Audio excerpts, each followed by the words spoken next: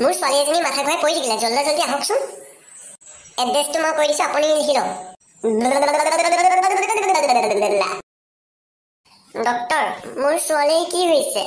আপোনাৰ নিজৰ ছোৱালী নে হয় মোৰ নিজৰে ছোৱালী এনেকুৱাতো লগা নাই আপোনাৰ নিজৰ ছোৱালী বুলি আপুনি কিয় এনেকৈ কৈছে এই ছোৱালীজনী বহুত দুৰ্বল হৈ গৈছে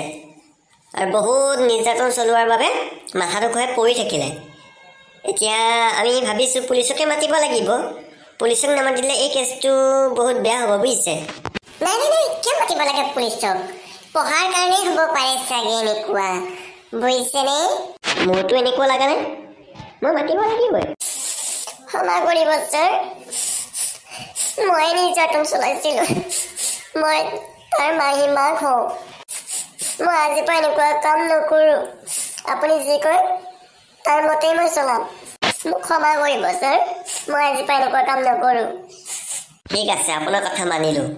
তথাপিতো চাওক মই মাজে মাজে আপোনালোকৰ তালৈ গৈ থাকিম